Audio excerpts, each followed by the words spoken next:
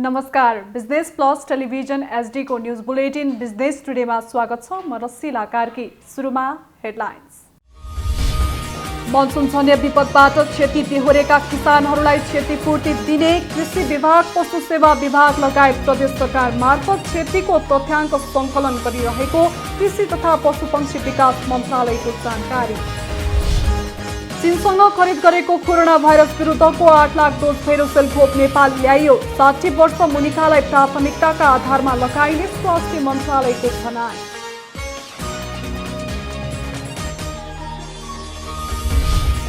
नेपालमा गरिब तथा विपन्न समुदायका लागि शिक्षा र स्वास्थ्यसम्मको पहुँच जटिल। सोको सुधारका लागि विश्व बैंकले नेपाललाई करिब 12 अर्ब रुपियाँ ऋण सहायता उपलब्ध गराउने।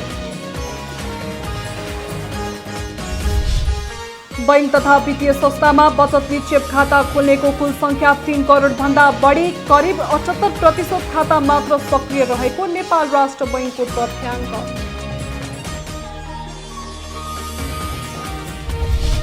र सुनसरी लगायत क्षेत्रका किसानहरू कृषि यन्त्र उपकरणको प्रयोगप्रति आकर्षित। उपकरण प्रयोगपछि परिश्रम र समयको बचत भएको किसानहरूको भनाइ।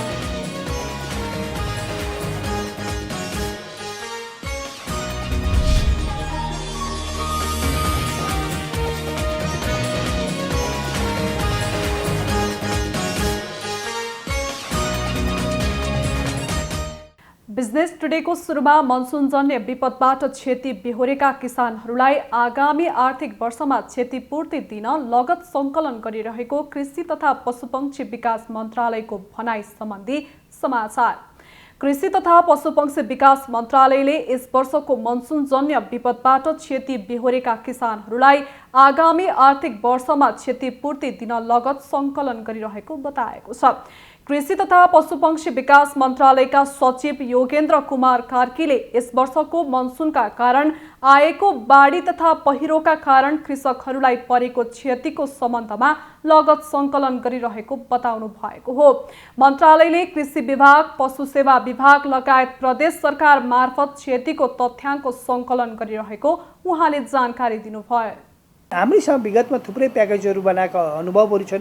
हामीलाई यसमा चाहिँ दात्री संस्थाहरूले पनि एफइओले त्यसपछि डब्लुएफईहरूले उहाँहरूले पनि यो प्याकेजहरू बनाउँदाखेरि सहयोग गर्नुभएको थियो। हुन त उहाँहरूले चाहिँ राहतमा पनि सहयोग गर्नुभएको निश्चय नै अहिले पनि गर्नुहुन्छ। योपालि पनि पक्कै पनि हामीले रिक्वेस्ट गरेका छौँ, तर प्याकेज बनाउनलाई पनि सहयोग गर्नुभएको थियो र हामीले चाहिँ योपालि हामीलाई अब त अझ सजिलो छ। हामीसँग चाहिँ प्रदेश सरकारहरू हुनुहुन्छ। प्रदेश सरकारबाट चाहिँ हामी चाहिँ प्याकेजहरू चाहिँ कति नोक्सान भएको छ, के छ र के गर्दा उपयुक्त हुन्छ भन्ने कुरा हामीले इन्फर्मेसन उहाँहरूसँग लिन्छौँ। आगामी आर्थिक वर्षको कार्यक्रममा हामीले चाहिँ केही पैसाहरू चाहिँ यसरी चाहिँ भएको क्षतिपूर्तिमा चाहिँ दिने भनेर चाहिँ केही बजेटको व्यवस्था पनि हामीले पहिलोपटक गरेका छौँ मन्त्रालयको बजेटमा। सचिव कार्कीले यस वर्ष औसत रूपमा धान रोप्न ढिलाइ भइरहेको र हालसम्म 56% धान रोपाई भएको जानकारी दिनुभयो। यस वर्ष 15 लाख हेक्टरमा 60 लाख मेट्रिक टन धान फलाउने लक्ष्य लिएको उहाँले बताउनुभयो। नेपाल सरकारले चीनसँग खरिद गरेको कोरोना भाइरस विरुद्धको 8 लाख डोज भेरोसेल खोप नेपाल ल्याइएको छ। नेपाल वायुसेवा निगमको व्हाइट बडी A330 विमानले शुक्रबार बिहान भेरोसेल खोप ल्याएको हो। 8 लाख डोज खोप आइपुगेको र अब निरन्तर खोप आउने स्वास्थ्य सेवा विभागको खोप शाखाले जनाएको छ। त्यसैगरी असार 25 गतेदेखि साउन 8 गतेसम्म 3 उडान मार्फत खोप ल्याउने कार्यतालिका समेत रहेको छ। दोस्रो पटक खोप लिन नेपाल एयरलाइन्सकै विमान शुक्रबार नै बेल्जिङतर्फ उडेको छ भने 15 जुलाईमा तेस्रो, 16 जुलाईमा चौथो, 22 जुलाईमा पाँचौं र 23 जुलाईमा छैठौं खोप ल्याइने कार्यतालिका रहेको छ। अबको खोप 60 वर्ष मुनिकालाई प्राथमिकताका आधारमा लगाइने स्वास्थ्य मन्त्रालयले जनाएको छ। विश्व बैंकले नेपाललाई 10 करोड अमेरिकी डलर अर्थात् करिब 12 अर्ब रुपियाँ ऋण सहायता दिने भएको छ। शिक्षा तथा स्वास्थ्य क्षेत्रको सुधारका लागि छुट्टै 5 करोड डलर सहयोग दिने विश्व बैंकले जनाएको छ। नेपाल स्थित विश्व बैंकको कार्यालयका अनुसार यो सहायताले बालबालिकालाई विद्यालय फर्काउन, गुणस्तरीय र उत्तरदायी स्वास्थ्य सेवा प्रदान गर्न सरकारको क्षमता बढाउन भूमिका खेल्ने भएको छ। नेपाल, श्रीलङ्का र मालदिप्सका विश्व बैंकका निर्देशक फारिस हदद जरभोसले नेपालको विद्यालय क्षेत्रको सुदृढीकरणमा सहायता महत्त्वपूर्ण हुने बताउनु भएको छ। स्वास्थ्य क्षेत्रमा आएको सहायताले स्वास्थ्य क्षेत्र रणनीतिको कार्यान्वयनमा सहयोग पुग्ने अपेक्षा लिएको छ। कोरोना महामारीबाट प्रभावित क्षेत्रलाई माथि उकास्न समेत यो सहायता महत्त्वपूर्ण हुने बताइएको छ। लुम्बिनी प्रदेश ग्रामीण तथा शहरी विकास मन्त्री हरिप्रसाद रिजालले प्रदेशको स्थायी राजधानी राप्ती उपत्यका देउखुरीमा नेपालको नमुना सहर बनाउने बताउनु भएको छ। राप्ती गाउँपालिका 3 को राप्ती प्राविधिक शिक्षालयमा रहेको मन्त्रालयमा आयोजित पत्रकार भेटघाट कार्यक्रममा बोल्दै मन्त्री रिजालले उक्त कुरा बताउनु भएको हो। मन्त्रालयले गर्ने काम र आगामी दिनमा गरिने कामको बारेमा जानकारी दिन आयोजित पत्रकार भेटघाट कार्यक्रममा मन्त्री रिजालले राप्ती नदीलाई व्यवस्थापन गरेर दुवैतर्फ सडक हरित पार्क बनाउने पनि बताउनु भएको छ।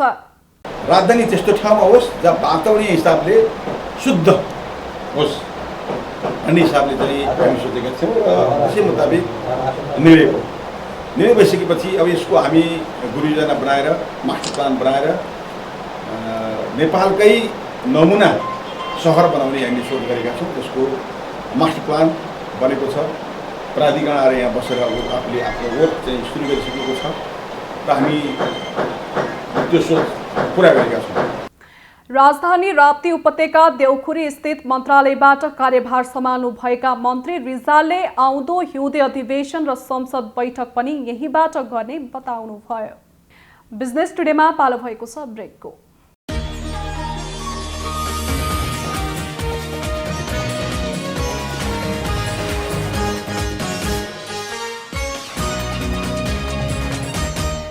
बिजनेस टुडेमा पुनः स्वागत छ। अब बाँकी समाचार। नेपालमा बैंक तथा वित्तीय संस्थामा बचत निक्षेप खाता खोल्नेको कुल संख्या 3 करोड भन्दा बढी पुगेको छ। तर 77% खाता मात्र सक्रिय रहेको नेपाल राष्ट्र बैंकको तथ्याङ्कले देखाएको छ। नेपाल राष्ट्र बैंकको अनुसार बाँकी 22.5% खाता निष्क्रिय रहेको छ। नेपालको कुल जनसङ्ख्याको दाँजोमा खाता खोल्नेको संख्या पनि बढिरहेको छ। जनसङ्ख्याको आधारमा बैंकहरूमा दर्ता गरिएको खाता 106.5% रहेको छ। एउटै व्यक्तिले 2 वा त्योभन्दा बढी बैंकमा खाता खोल्ने प्रवृत्तिले गर्दा पनि कुल जनसङ्ख्या भन्दा खाता सङ्ख्या बढी देखिएको हो।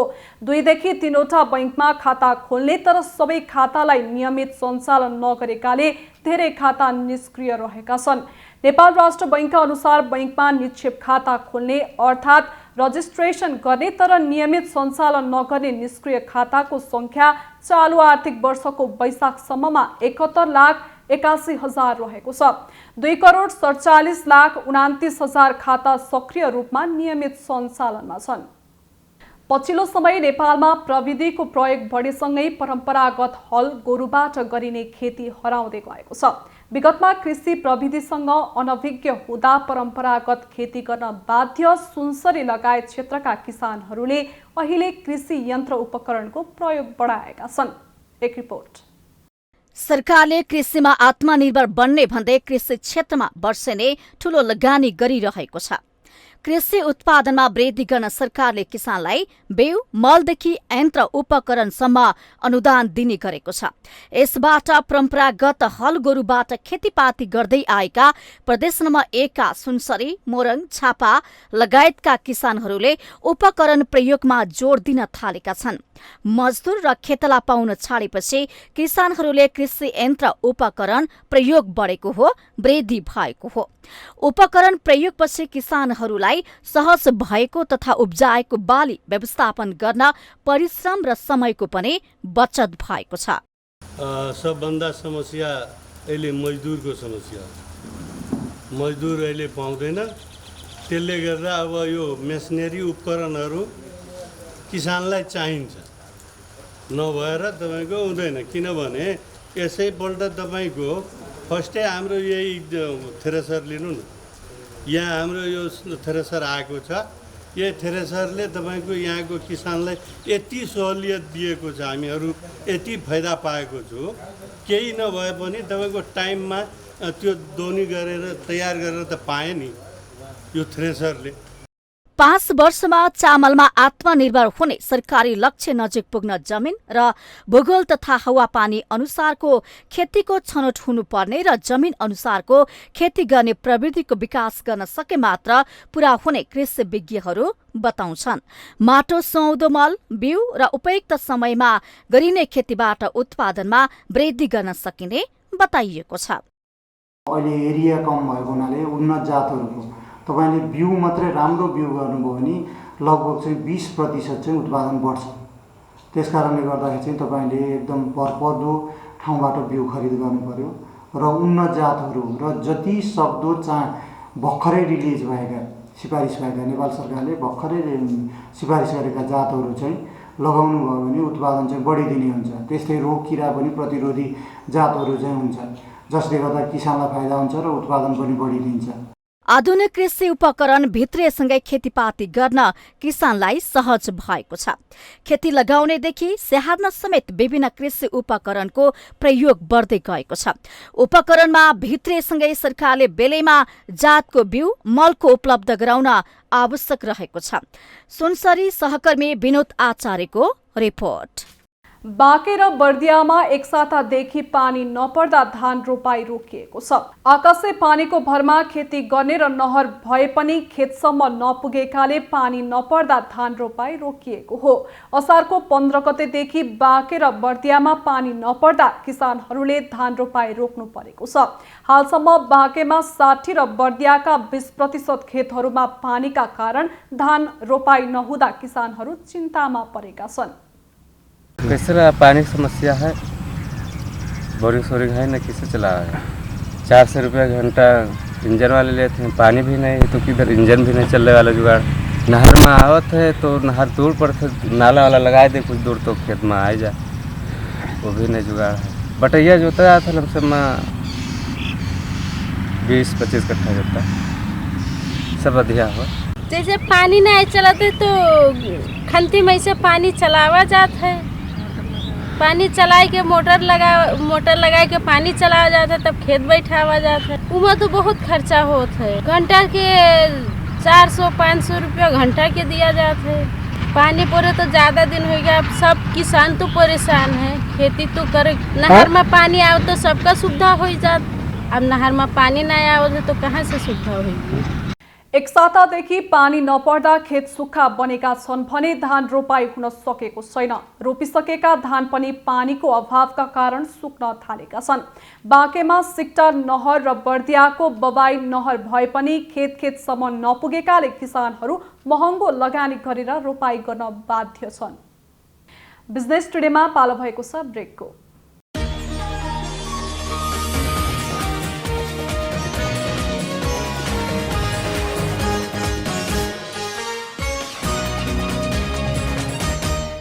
बिजनेस टुडेमा पुनः स्वागत छ। अब बाँकी समाचार।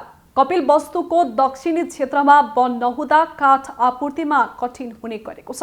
सो क्षेत्रमा सहज रूपमा काठ आपूर्तिको समस्या दिगो रूपमा समाधान गर्न भन्दै बिरुवा वितरण गर्न थालिएको छ।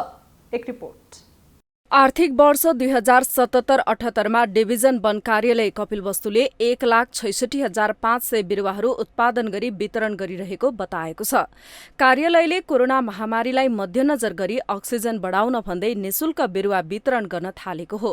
बहुवर्षीय 76,500 र 1 वर्षीय 90,000 बिरुवा उत्पादन गरी वितरण भइरहेको छ। निजी वन सार्वजनिक जग्गा व्यवस्थापन समूह स्थानीय व्यक्ति संघ संस्थाहरूलाई दिइरहेको छ। कार्यालयले मसला, टीक, अस्ना, अर्जुन लगायतका बिरुवाहरू बढी मात्रामा उत्पादन गरी लगभग 200 हेक्टर क्षेत्रमा वृक्षारोपण गरिने बताएको छ। चालु आर्थिक वर्षमा डिभिजन वन कार्यालयबाट जैविक विविधता कार्यक्रम लगायत सञ्चालनमा छन्। हाम्रो डिभिजन वन कार्यालयको नर्सरी हो। यस नर्सरीमा यो आबमा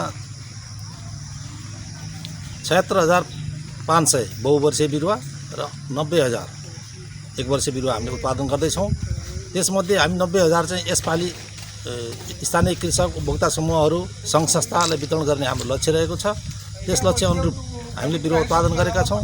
मुख्य कुरा तराई क्षेत्रको जुन दक्षिणी भेग छ त्यो भेगमा चाहिँ जङ्गल कम भएको, अक्सिजनको पनि अभाव हुन सक्ने रुख बिरुवाको कमीले गर्दाखेरि, त्यसले गर्दाखेरि यो बिरुवा रोपेर वृक्षारोपण गरेर अक्सिजनको आपूर्तिको साथै स्थानीय स्तरमा चाहिने काठ दाउराको मागलाई समेत आपूर्ति गर्न सजिलो हुनेछ भन्ने हामीले विश्वास लिएका छौँ। अक्सिजनको कमी हुन नदिने भन्दै खाली जग्गालाई हरियो बनाउने उद्देश्यले वन कार्यालयमा उत्पादित बिरुवा वितरण गर्न थालिएको हो। बिरुवा वितरणबाट स्थानीय पनि खुसी छन्। अब हाम्रो तराई क्षेत्रमा वन जङ्गलको त्यति छैन। यहाँ चाहिँ काठ दाउराको धेरै आवश्यक पर्छ। अब यो चाहिँ अब घर बनाउनको लागि र पुल बनाउनको लागि धेरै जरुरी पर्छ काठको र कोरोना महामारीमा यो पेड चाहिँ धेरै टेवा पुग्छ। तराई क्षेत्रमा वन जङ्गल मासिँदै गएको र काठ दाउराको पनि समस्या छ। यसैले बिरुवा रोपी काठ उत्पादन गर्न थालिएको बताइएको छ। यसरी वितरण गरिएको बिरुवा लिन अर्घाखाँची लगायत टाढा टाढाबाट समेत कृषकहरू आएका छन्। मैले 45 रोपनी जग्गामा बिरुवा लगाउनु टिक्को अर्घाखाँची बिरुवा पाइएन। त्यसपछि यहाँ आएको थिएँ डिभिजन वन कार्यालयको पत्र लिएर। अनि यो बिरुवा लगाएपछि बाँझो प्रति जग्गा पनि आबादीमा आउने भयो। यसले अक्सिजन दिने भयो। नेपाल सरकारलाई भनिहाल्नु त्यसले नि सपोर्ट गर्ने भयो। कोभिडको महामारीमा भोलि पनि अलिकति सपोर्ट हुने कारणले गर्दाखेरि लगाउन खोज्यौँ। 45 रोपनी जग्गामा बिरुवा लगाई बाँझो जग्गा हरियो गर्ने उद्देश्यले 2500 बिरुवा लगाउन थालिएको जनाइएको छ। कपिलवस्तु सहकर्मी शम्भु मालीको रिपोर्ट। लकडाउनले धराशायी भएका आफूहरूलाई जोगाउनुको साटो करहरू तिर्न ताकेता गरिरहेको भन्दै यातायात व्यवसायी आन्दोलित भएका छन्। सुदूरपश्चिम प्रदेश स्तरीय यातायात कम्पनी प्रालीको संयुक्त भेलाले सङ्घर्ष समिति समेत गठन गरेको छ। कञ्चनपुरको महेन्द्रनगरमा महाकाली यातायात बहुउद्देश्य प्रालीका अध्यक्ष डम्बर राजपन्तको अध्यक्षतामा सङ्घर्ष समिति गठन गरिएको हो।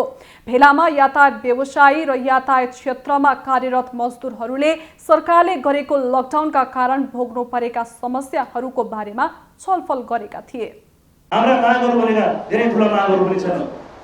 एउटा माग सङ्घीय सरकारले गर्न सक्ने, सरकारी सरकार तह गर्नला प्रदेश सरकारले गर्न सक्ने भने त त्यो भ्याक्सिन हो। हाम्रा भएका मजदुरलाई भ्याक्सिन दिन सक्नुपर्छ। त्यति ठुलो विषय रहेछ। आज राजनीतिक दलका कार्यकर्ताहरूले घर घरमा गएर स्वास्थ्य कर्मीहरूले भ्याक्सिन लगाएको अवस्था छ। हाम्रा मजदुरले एकजना मजदुरले भ्याक्सिन लगाउन पाएको छ। मलाई लाग्छ यहाँ उमेरको अर्को कसै साथीले लगाउनु भयो या कुनै नजिकको स्वास्थ्य कर्मीको हैसियतले पाउनु पर्यो होला। कञ्चनपुरमा एउटा निर्णय गरेँ। निर्णय गर्दाखेरि 60वटा मात्र कोभिड भ्याक्सिनको मजदुरलाई दिलाउन सक्यो। पहिलो निर्णय भएको छ जिल्ला प्रशासनमा कि पहिलो भारतमा र बाहिर मुलुकबाट आउने हाम्रा मजदुरलाई गन्तव्य स्थान पठाउने उहाँलाई पहिलो भ्याक्सिनको व्यवस्था गर्नुपर्छ भन्ने निर्णय हो। हुन सकेन। भेलाले सङ्घर्ष समितिको सदस्य सचिवमा खप्तर यातायात प्रालीका अध्यक्ष अनन्तराज जोशी र कोषाध्यक्षमा सुन्दर सुदूरपश्चिम यातायात प्रालीका वरिष्ठ उपाध्यक्ष गणेशराज पाण्डेलाई चयन गरेको छ। भेलामा सहभागी 15वटै कम्पनी र मजदुर सङ्घ संस्थाहरू सदस्य रहने गरी सङ्घर्ष समिति चयन गरिएको हो। भेलाले सङ्घर्ष समितिको प्रथम बैठकद्वारा कार्यदल सम्पादन समिति राख्न सक्ने अधिकार दिने निर्णय पनि गरेको छ। गण्डकी प्रदेश सरकारले विपद व्यवस्थापनका लागि सबै पालिकालाई बजेट निकासा दिएको छ। मन्त्री परिषद बैठकले प्रदेशका 85वटै पालिकामा 5 लाख रुपैयाँका दरले रकम दिने निर्णय गरेको हो। यो निर्णयले 4 करोड 25 लाख रुपैयाँ निकासा जानेछ। स्थानीय विपद व्यवस्थापन कोषमा विपदजन्य घटनाको रोकथाम, उद्धार र राहत तथा पुनर्स्थापना लगायत प्रयोजनका लागि मात्र खर्च गर्ने रकम दिएको जनाएको छ। यो रकम चालु आर्थिक वर्षको बजेटबाटै उक्त रकमको व्यवस्थापन गरिनेछ। अहिले बाढी पहिरोको प्रकोप निकै बढेकाले प्रदेशले सिधै सहयोग गर्ने भन्दा पनि पालिकाबाट उद्धार तथा राहतको काम हुने भएकाले थोरै भए पनि सहयोग होस् भनेर उक्त रकम दिने निर्णय गरिएको जनाइएको छ। गण्डकीमा मनसुनको सुरुमै बाढी पहिरोले सताएको छ। मनाङका सुन्दर बस्ती मर्स्याङ्तीमा मिसिएका छन्। नान्सो गाउँपालिकाको भवन बगाएको छ। गोर्खाको धार्चे गाउँपालिकाले बिजुली र इन्टरनेट नभएपछि धादिङबाट अस्थायी कार्यालय चलिरहेको छ। अघिल्लो वर्ष पनि गण्डकीमा सबैभन्दा धेरै क्षति भएको थियो। बुलेटिनको अन्त्यमा अहिलेसम्मका हेडलाइन्स।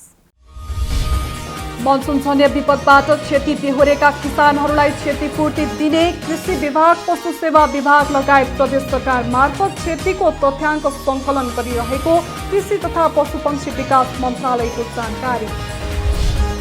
चीनसँग खरिद गरेको कोरोना भाइरस विरुद्धको 8 लाख डोज भेरोसेल खोप नेपाल ल्याइयो। 60 वर्ष मुनिकालाई प्राथमिकताका आधारमा लगाइने स्वास्थ्य मन्त्रालयको भनाइ।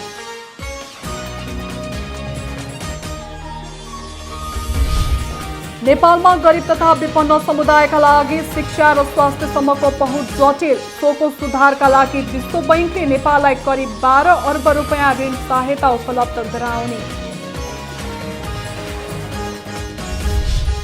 बैंक तथा वित्तीय संस्थामा बचत निक्षेप खाता खोल्नेको कुल संख्या 3 करोड भन्दा बढी, करिब 78% खाता मात्र सक्रिय रहेको नेपाल राष्ट्र बैंकको तथ्याङ्क।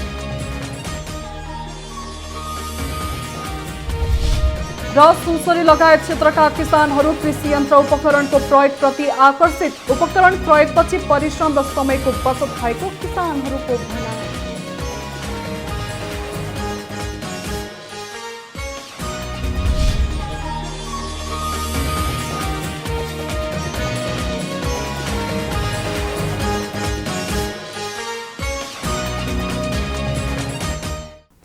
बिजनेस टुडे अहिलेलाई यति नै। हेर्दै रहनुहोला business plus television HD। Business plus, business first. नमस्ते।